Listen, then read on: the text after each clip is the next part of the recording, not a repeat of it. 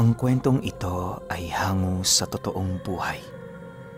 Karanasan nito ni Litub. Taong 1978, Bunawan, Agusan del Sur.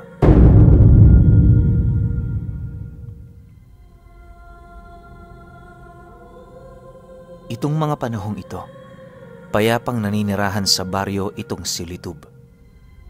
Sa kabila ng katandaan niya, nanatili siyang mag-isa. Bagaman ganon ang kanyang sitwasyon, labis siyang hinahangaan ng karamihan buhat sa kakayahan niyang hindi dumepende kahit kanino man. Para kay Litub, ang pagkakaroon ng pamilya ay isang kahinaan.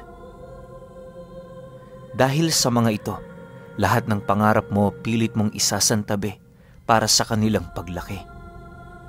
Magtatrabaho ka rin ng doble para may maibigay lamang sa kanila araw-araw. Hindi pangkaraniwan ang paninindigan ni Litub sa kanyang sarili, gawa ng yon ang nagtulak sa kanya upang pilit buhayin ang kanyang sarili ng mag-isa. Ayos lang sa kanyang mamatay ng walang umiiyak, gawa ng matagal niya nang nalaman na walang makakatulong sa oras ng kanyang kamatayan. Sa kanilang lugar, itinuturing siyang hindi pangkaraniwang tao. Ayon kasi sa mga albularyong naninirahan sa baryo, nararamdaman nilang merong tinatagong kakayahan itong si Litub. Ang pinagbabasehan nila nito ay ang edad nitong walang nakakaalam. Sa katunayan, marami nang nagtanong sa kanya ukol doon, subalit hindi niya yun pinagbibigyang makuha ang kanilang nais. Para kay Litub, karapatan niyang itago ito, lalo pat yon ang pinag-uugatan ng kanyang sikreto. Inakala niya ring habang buhay niya itong maitatago, pero nagkamali siya. Isang hapon, habang naglalakad si Litub sa talahiban, meron siyang narinig na batang umiiyak. Dahil sa malapit nang sumapit ang takip silim noon at walang katao-tao sa lugar, hinanap niya ito hanggang sa mapuntahan niya ang kinaroroonan ng ingay. Pagsilay niya sa napakasukal na parte ng talahib, doon tumambad sa kanya ang sanggol na nakabalot sa telang itim na merong katabing kandilang may siga. Unang tingin dito ni Litub, inaasahan na niyang hindi pangkaraniwan ang sanggol na yon. Subalit sa kabila ng kanyang mga naramdaman, pinili niya pa rin kunin ito at dalhin sa kanyang tahanan. Pagdating niya sa kanyang tahanan kasama ang sanggol, hinugasan niya yon ng maligamgam na tubig, sabay lagay nito sa higaang malapit sa kanya na merong malambot na kumot. Matapos yung pahigain ni Litub sa higaang yon, pinagmasdan niya muna yon pansamantala habang patuloy na pinag-iisipan kung ano ang gagawin dito. Siguradong sigurado si Litub, tiyanak ang batang yon. Hindi pa naman yon nililipasan ng matagal na panahon, kung kaya't kumpiyansa siyang mababawi niya pa ang dating wisyo nito. Kahit ayaw niya ng responsibilidad, hindi niya yun maaaring ipagsawalang bahala, buhat sa tao rin ang nilalang na yon. Makitid man ang pag-iisip ni Litub ukol sa pagkakaroon ng sariling pamilya, hindi naman gaano kakitid ang nilalaman ng puso niya. Sa paglalim ng gabi, habang siya ay nagpapahinga, patuloy naman niyang pinakikiramdaman ng bata. Pagtungtong ng hating gabi, dahan-dahan naman siyang nagising dahil sa pag-iyak nito. Pagkarinig ni Litub na kakaiba na ang iyak ng batang yon, agad naman siyang napatayo, sabay kuha ng gaserang malapit sa kanya. Pagsilay niya sa kinaroroonan nito, laking gulat na lamang niya nang wala na yun doon. Ilang minuto niya pa yung hinanap sa bahay niya, hanggang sa dumating ang puntong nasilayan niya yung gumagapang sa bubong. Sa pagtitigan nila ng nilalang na yon, agad naman siya nitong sinunggaban na siyang naging sanhi upang muli niya yung madakip. Napakalakas ng tiyanak pero para kay Litub, hindi yon mahirap hulihin. Matapos niyang mahawakan ng mahigpit ang mga galamay nito, agad naman niya yung inusala ng tigalpo sa noo. Pagramdam niyang hindi na yun makakalaban, dahan-dahan naman niya itong inilapag sa papag upang maumpisahan ang ritual sa pagbabalik nito sa normal nitong anyo. Habang umuukit ng simbolo itong si Litob, panay naman ang kanyang pag-uusal gamit ang salitang Latin. Nang maihanda na niya ang lahat ng kanyang kailangan, sinugatan niya ang kanyang 2 daliri upang ipainom sa nilalang na yon ang dugong dadaloy mula rito. Habang ipinapatak niya ito sa bibig ng bata, panay naman ang kanyang pagsambit ukol sa orasyon para sa dugo.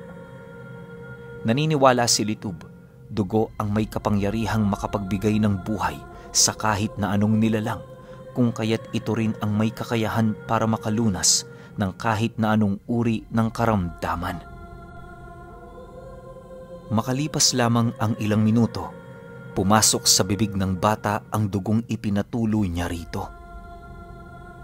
Maniwala kayo o hindi, habang dumadalo yun sa sistema ng nilalang, kitang-kita niya kung papaano yun manumbalik sa normal nitong wangis. Hindi naglaon, umiyak ang bata na parabang isang sanggol na kakasilang pa lamang.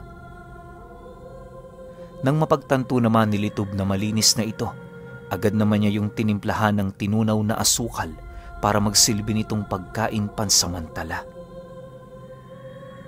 Sa pagsapit ng umaga, habang abala siya sa pag-aalaga ng bata, may narinig siyang mga taong kumakatok sa entradang pinto ng bahay niya. Pagbukas niya nito, doon tumambad sa kanya ang 3 albularyong kasama niyang naninirahan sa kanilang baryo. Magandang umaga, Kalitob. Nasaksihan namin ang ginawa ninyo kagabi. Kung hindi nyo sana ikakagalit, hangad naming ampunin ang batang nakuha ninyo. Wika ng isa sa mga ito. Nang marinig naman ni Litob ang sinabi ng albularyo, napangiti lang naman siya habang inilalahad sa mga ito ang kinakailangan niyang gawin. Ayon sa kanya, hindi pangkaraniwang bata ang sanggol na yon. Taliwas sa mga ordinaryong sanggol, bukod tangi ang oras ng paglaki nito. Sa loob ng 1 taon, inaasahan niyang tutungtong na ito sa edad na 10. Naniniwala rin itong si Litob, lalaki yung may likas na abilidad, kaya na may marapat lamang na isang albularyo ang mag-aalaga rito. Dagdag pa niya na, isa rin yun sa kanyang rason kung bakit siya nagdesisyon na buhayin ang inabandonang bata. Matapos naman yung marinig ng mga albularyo, tumangulang naman sa harap niya, bakas sa kanilang mga pagmumuka, ang animoy pagkagilalas buhat sa mga katagang kanilang narinig. Kalitob, matanong lang ho, anong ginawa ninyo kagabi? Pasensya na ho kung napasilip kami sa bahay ninyo. Hindi ho kasi namin alam na kayo mismo ang nagpapasok ng tiyanak. Nagtatakang tanong ng albularyo sa kanya. Nang marinig naman ni Litob ang sinabi nito, hindi na siya nag-alangan pang ilahad dito ang tungkol sa mga nangyari. Bagaman naniniwala siyang madali lang ang proseso ng ritual na kanyang ginawa, magiging mahirap pa rin ito sa sino mang hindi nagtataglay ng dugo ng kanilang pamilya. Pagkalahad niya ng karunungan niyang may kaugnayan sa pagpapalayas ng masamang espiritu sa mga tao, gulat naman ang mga albularyo. Kahit anong pag-intindi nila sa karunungan niyang yon, tila bang hindi nila ito magawa-gawa. Ayon kay Litob, lahat ng nilalang na nasa kahit na anong anyo, basta sumapi yon o pinasapi sa katawan ng isang tao, saklaw nito. Kaya niya ring gumawa ng ritual ng mabilisan kung yon ay lubos na kinakailangan. Dagdag pa niya na, kahit ang mga bertud ng mga aswang ay walang takas sa abilidad niyang yon. Sa pagpapatuloy ng kanilang pag-uusap, inabisuhan niya ang mga albularyo na kapag malaki na ang bata, Pabalikin niya yon sa kanyang tahanan para maturuan niya ito ng mga lihim na karunungan. Dahil sa kanyang sinabi, agad namang sumang-ayon ang tatlo habang dahan-dahang kinukuha sa kanyang puder ang bata. Pagkabigay niya rito, agad namang nagpaalam ang mga ito na uuwi na. Bago naman ito nilisan ang kanyang pamamahay, muli niya yung inabisuhan na huwag makakalimot sa kanilang mga pinag-usapan. Sa paglipas ng mga araw, nanatiling tahimik itong si Litob. Wala siyang ibang pinagtutuunan ng pansin noon, kundi ang sarili niyang hanap buhay. Akala niya, magtutuloy-tuloy na ang kaganapan ng buhay niyang yon, pero nagkamali siya dahil ilang buwan lang noon ang lumipas, naramdaman niya ang grupo ng mga aswang na dahan-dahang umaaligid sa bahay niya. Alam ni Litob na meron yung kaugnayan sa sanggol na kanyang iniligtas, kung kaya't nagpasya siyang pagtuunan niyo ng pansin. Isang hapon, habang nagpapahinga siya sa gilid ng kanyang bahay, may nasipat siyang dalawang babaeng naglalakad na panay ang ginagawang pagmamasid sa kanya. Unang tingin niya pa lang rito, alam na niyang hindi yun pangkaraniwang tao dahil anuman ang gawing pagkukubli nito, hindi nito kayang maitago sa kanyang paningin ang mga totoo nitong anyo. Bago yun lumagpas sa kanyang bahay, sinigawan naman niya yun kung ano ang kailangan nito, pero sa kasamaang palad, hindi yun sumagot. Kinagabihan noong mismong araw na yon, walang ibang ginawa itong si Litob kundi ang maghintay.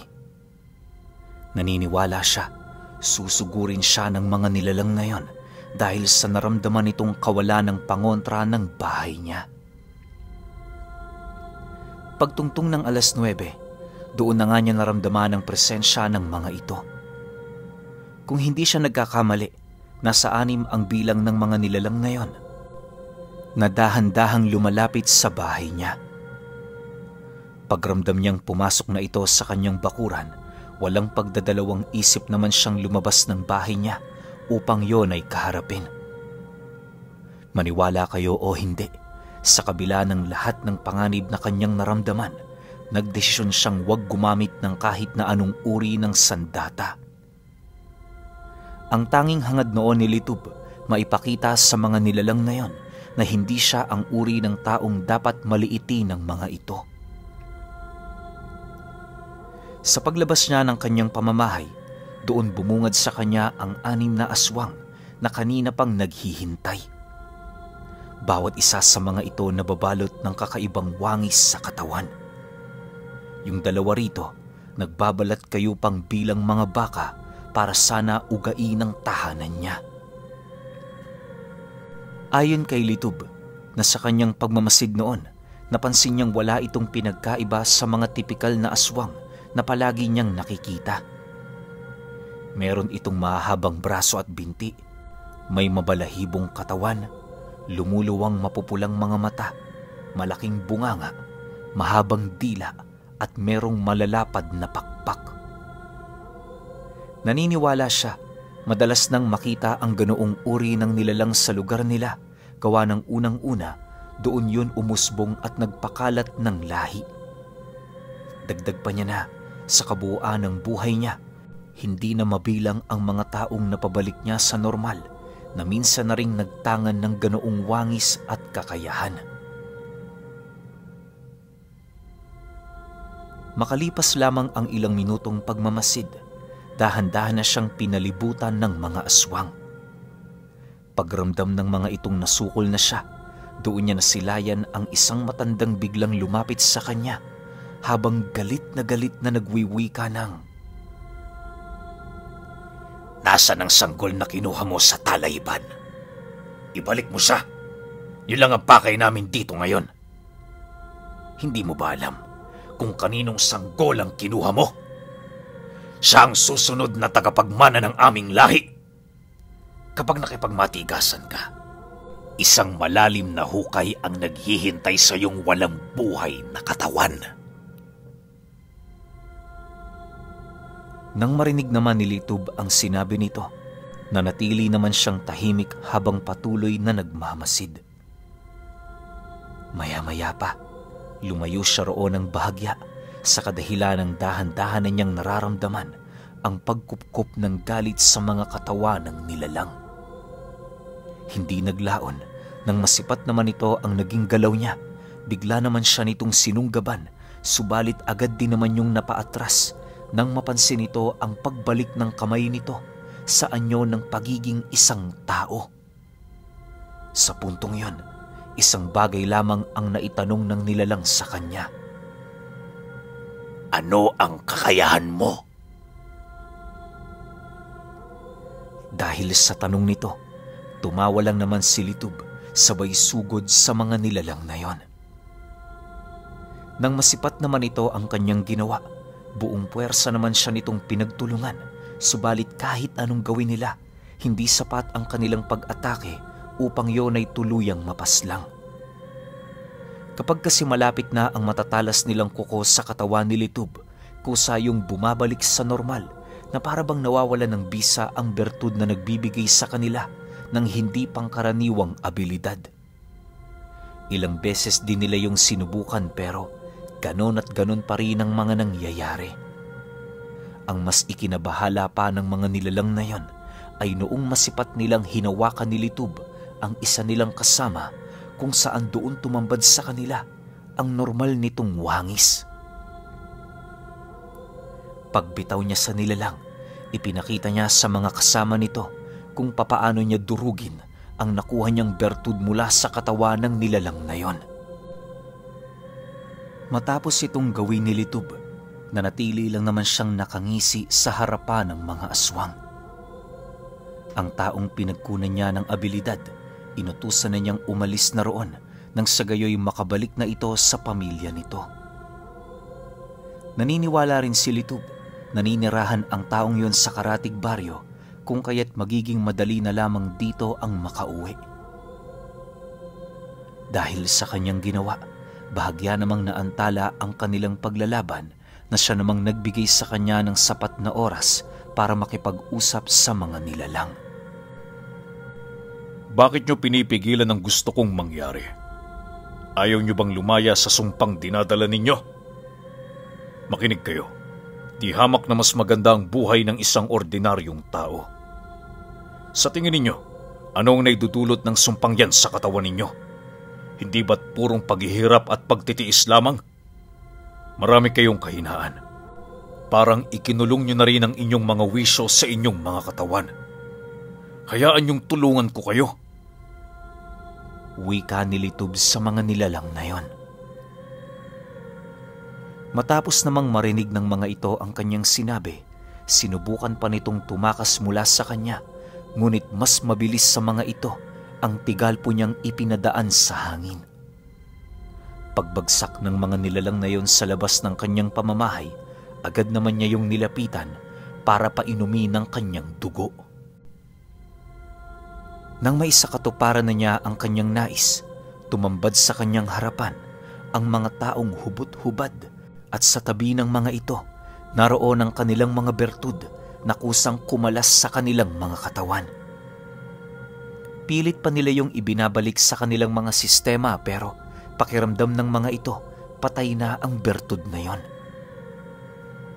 Hindi naglaon, kusa na ring sumuko ang mga nilalang na manumbalik sa kanilang mga dating pagkatao. Sa puntong yon, alam na nila sa kanilang mga sarili na wala na silang magagawa. Maya-maya pa, dahan-dahan namang tumayo ang mga ito, matyagang naghihintay sa kanilang mga parusa. Nang mapagtanto naman ni Litob ang nais nitong mangyari, inabisuhan niya yung umalis na sa kanilang lugar para makabalik na sila sa kanilang mga mahal sa buhay. Dagdag pa niya na, hindi sila saklaw ng kahit na anong parusa, lalo pat naging biktima lang din sila. Ang kinakailangan nilang gawin para makabawi, maging mabuting tao at tumulong sa kanilang kapwa. Matapos naman yung marinig ng mga nilalang, dahan-dahan na nitong nilisan ang bahay niya. hindi na rin ito nakipagtalo pa sa kadahilanang alam nilang wala na yung kahahantungang maganda. Lumipas ang gabing yon, bumisita si Litub sa bahay ng mga albularyo. Pagdating niya roon, tumambad sa kanya ang sanggol na nakakapaglakad na. Ilang araw pa lang ang lumilipas noon pero tila bang napakabilis ng paglaki nito. Magmula noong nakita niya ang sanggol, naging madalas na ang pagbisita niya sa bahay ng albularyo. Hindi naglaon, naging malapit na sila sa isa't isa kung kaya't kapag may lakad ang tatlo, sumasama na roon si Litub. Sa kanilang mga misyon noon, palagi nilang kasama ang bata hanggang sa tuluyan na yung lumaki at magkaroon ng sariling pag-iisip. Sa pagtungtong nito ng edad na 15 anyos, naging hudyat naman yon para kay Litub na turuan ito ng kanyang mga nalalaman. Bagaman alam niyang hindi basta-bastang natututunan ng kanyang aral, ginawa niya ang lahat para maipasa yon sa bata. Malakas ang kutob ni Litub, meron yung taglay na bukod tanging kakayahan. Alam din niyang hindi nagkataon ang kanilang pagkikita sa kadahilan ng sumasakatuparan ito sa nais mangyari ng Panginoon. Marahil ay kaya ipinakilala sa kanya ang batang yon dahil sa kagustuhan ng nasa taas na maipagpatuloy ang larangang tinatahak niya. Sa loob ng ilang taong pagsasanay nilang dalawa, natutunan ng bata na gamitin ang kanyang aral. Magmula noong malaman nito ang ginagamit niyang usal, nagbuno pa yon ng isa pang dekada para malaya niya yung magamit sa kahit na anong paraan na gustuhin niya. Nang mapagtanto naman ni Litub na naging matagumpay ang kanilang mga sakripisyo, doon na sila nagpasyang utusan ng bata sa isang misyon. Nasasaad sa misyong ibinigay nila rito na ang kinakailangan nitong gawin, magdala ng gabunang nasa kalahating anyo ng tao. Bagaman imposible yung mangyari, malakas ang pananalig nila sa bata na maisa sa katuparan nito ang kanilang utos. Sa loob ng ilang araw, naglakbay yon para maghanap ng gabunan. Sila Litub naman, walang ibang ginawa kundi pasubaybayan yon sa kanilang mga alagang laman lupa. Habang pinagmamasdan nila ito, napansin nilang tinahak nito ang paanan ng 3 bundok bago nito tuluyang madiskubre ang isang nakakubling pugad na matatag na nakatayo sa hangganan ng bunawan. Sa pagpapatuloy ng kanilang pagmamasid, kitang-kita nila ang tatag ng pananampalataya ng batang yon. Sa murang edad nito, nagawa nitong kaharapin ng mga nilalang ng mag-isa. Kampante naman sila Litub na hindi yun matatalo, lalo pat alam niya sa kanyang sarili na malapit na nitong masapawan ang taglay niyang kakayahan. Pagkaraan ng 1 linggo, bumalik ito kasama ang isang matandang lalaki na nasa kaanyuan ng gabunan at tao. Kaya nasipat nila Litub ang totoong anyo ng nilalang na yon dahil sa iniuwi ito ng kanyang disipulo ng 10 oras. Yun rin ang rason nito kung bakit yun natagalan sa misyong iniatang nila. Matapos namang marinig ni Litub ang dahilan ng bata, dahan-dahan naman niyang kinuha ang gabunan para tingnan kung lumapat ba rito ng husto ang kanyang aral. Pagramdam niyang kahawig na yon sa kanyang abilidad, agad naman niya yung ibinalik sa kanyang disipulo para ilahad ang pinakahuling misyon nito. Nais kong tuluyan mo siyang gawing ordinaryong tao. Wika ni Litub sa kanyang disipulo. Nang marinig naman ito ng bata, agad naman yung umangal na para bang tutol ito sa nais niyang mangyari. Ayon dito, ang nilalang na yon ay ang nilalang rin na muntik na sa kanyang magpaanib sa kapangyarihan ng dilim. Marami na rin yung pinaslang na tao at kagustuhan rin naman ito ang magtanga ng ganoong uri ng abilidad. Dagdag pa ng bata na ubod ng sama ang taong yon kung kaya't kahit mapabalik man nila ito sa normal, hindi yun sapat na basehan para tuluyan na itong magbago. Naniniwala rin yun na hindi sa lahat ng pagkakataon ganoon ang kanilang gagawin. Para katakutan sila ng karamihan, kinakailangan nilang bigyan ng pangil ang batas na kanilang pinaniniwalaan. Dahil sa sinabi nito, wala namang nagawa si Litob kundi sumang-ayon sa nais mangyari ng bata. Matapos ang kanilang pag-uusap, harap-harapan itong pinaslang ang gabunang yon. Pagdaan pa ng mga araw, naging mapusok ang kanyang disipulo. Nalipulin ang lahat ng nilalang na pinagmula ng gabunan. Hindi naman nila yun pinigilan, lalo pat alam din naman nila ang nilalaman ng puso nito.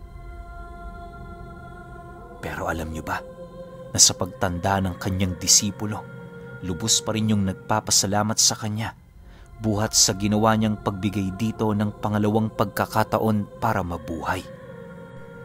Bagaman maraming mga kasabayang disipulo itong batang ito, nanatili pa rin ang pagkakakilanlan nito sa kanilang grupo bilang isang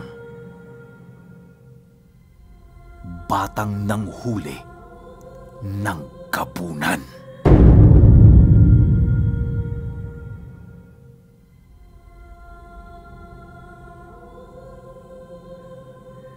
Okay, opinion ko sa kwento. Alam nyo, medyo nanghihinayang ako rito, no? Sana kasi kahit man lang 3 o 4 episodes, no, na napaliwanag dito ni Litob kung anong klase yung aral na tinatangan niya. Tapos kung ano yung sinali niya dun sa bata. Isipin niyo pinanganak ng demonyo yung bata. Kasi nga, tiyanak na eh. Diba? Inuwi ni Litob, ginamot niya, pinainom niya ng sarili niyang dugo. So ano ibig sabihin nun? Namumukod tangi yung dugo ni Litob na kayang gawing ordinaryong tao yung isang aswang. Pero parang hindi lang yung dugo niya. Kasi nga, kung mapapansin ninyo yung takbo ng kwento, nakipagbuno siya sa mga aswang, tapos bago pa man lumapat yung mga sandata ng aswang sa katawan ni Litob, nagiging tao na. So anong meron si Litob? Anong klaseng mutya, bertud, dasal o kung ano man ang tawag dito sa tinatangan ni Litob? Diba kasi sobrang bihira nun. Alam ko may mga previous akong kwento na nilapag ngayon lang siguro tong linggong to na hindi na nga kayang pabalikin ng manggagamot yung totoong anyo ng tao eh. Once na naging aswang na o lumaki yung yanggaw sa loob ng tiyan nila. Pero kay Litob wala siyang ginagawang kahit na ano. 'Di ba? Tapos nagagawa niyang tao yung isang aswang na. So medyo napapaisip ako rito, no. Sayang lang eh kung sino man yung sender nito. Sana na ipaliwanag kung anong klaseng kakayahan meron si Litob. Kasi alam ko karamihan din sa inyo mapapatanong kung ano ba. Kaso nga lang, isang kwento lang eh. Wala nang kasunod. So, pare-parehas tayong mapapaisip ngayon yan. Kaya gustong-gusto ko, kung meron kayong opinion sa kwento na to, paki-comment na lang sa baba. Gusto ko yung mabasa. Yun lang. Hanggang sa susunod na kwento. Salamat.